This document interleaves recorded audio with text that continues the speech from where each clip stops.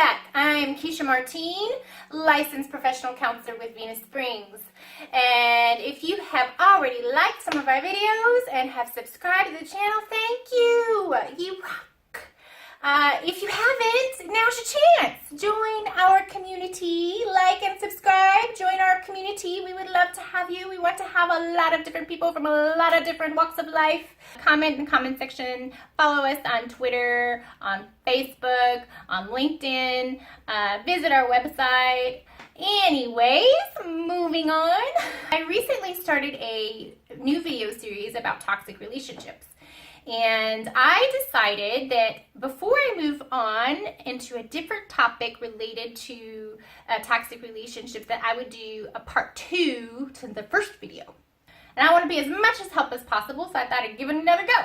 So here I am. Moving on. So the main question that I posed in the first video was, am I the best version of myself with this person? Now, I felt like I needed to clarify that a little bit more. What do I mean by that? I mean, do you like who you are with this person? Do you feel like you're challenged in healthy, loving ways to be the best person you could possibly be around this person? Or is it the flip side where you're like, I really don't like myself around this person? If you find that you're acting uncharacteristically or in negative ways around this person, that could be an indication that it's not a healthy situation. Compare how you feel around this person to other people in your life. And you can see a noticeable difference in how you feel about yourself. Maybe some of the behaviors that you see in yourself are different. Then it could be an indication that it's toxic and it's not just a bump in the road. Also, I think it's important to compare what healthy looks like as opposed to unhealthy. Because some people aren't fortunate enough to have a healthy frame of reference of what a good relationship looks like. For whatever reason. You know, I can't go into too much detail with that. I mean, we could be here for hours, and nobody got time for that. So, healthy. Healthy is mutual respect for one another, one another's time, one another's energy. You value each other for who they are rather than what they can give you or how they make you look. Those are very important aspects of a healthy relationship. On the flip side, you don't feel like you're getting a mutual respect for your time or your energy. Maybe you don't feel like the person really understands when you're trying to communicate how you feel or what you think. Maybe you feel judged or dismissed, and maybe you're entering into a conversation and you feel like the conversation turns to the other person constantly and what they feel, as opposed to people mutually sharing their respective experiences about a situation. Sorry, I get a little carried away with my therapist talk sometimes. So, I mean, that you feel heard, the other person feels heard. You feel validated, the other person feels validated. You don't feel like there's a power struggle. If you feel like there's a power struggle, that could be an indication that it's not healthy. Not always, but it could be an indication.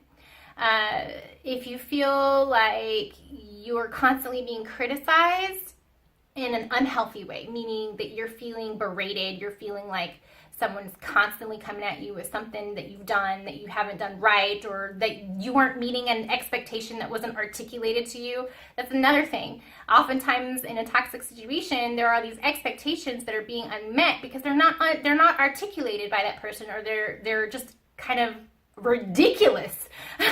Basically, what it boils down to is if you feel like it's a mutual respect, love, value for one another, you respect each other's time, all the things I mentioned before as far as healthy, then you're probably good.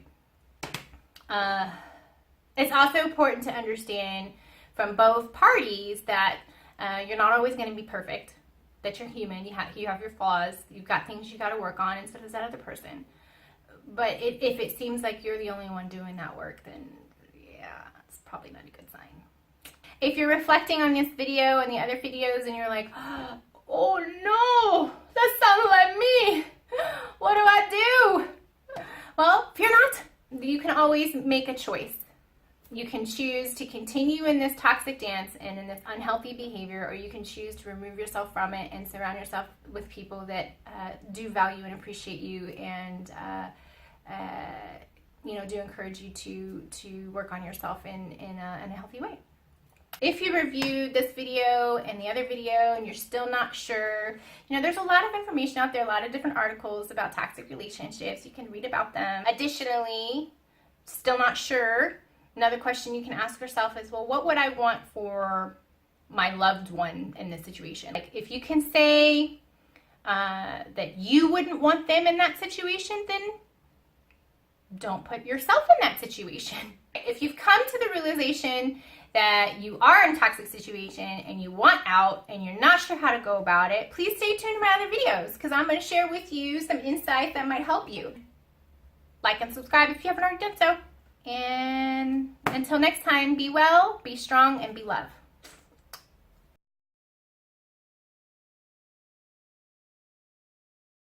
Have you ever listened to music and you're like, wow, that doesn't sound very healthy? Like, have you ever listened to JT, after that whole mess with Britney? Man, that was some rough stuff, right? He's all like, cry me a river, yeah, da da da da da da da da. I mean, you could really feel his anger and pain in that song. Feel for you, JT. Music. Oh, what is that song? What is that song, guys? What is that song? The Rhiannon song, which is talking about being set on fire and stuff with Eminem. I can't think of it. Not a healthy situation. Yeah. So listen to music sometimes. That can help too. You're like, wow, this is kind of reflective of my life right now. Maybe I'm not in a good situation. Damage is done, so I guess I'll be leaving. Oh! Cry me a river. Cry me a river. Yeah.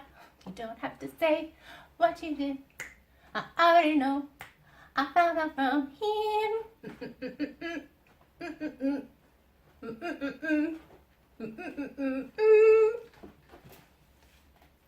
I'm having way too much fun.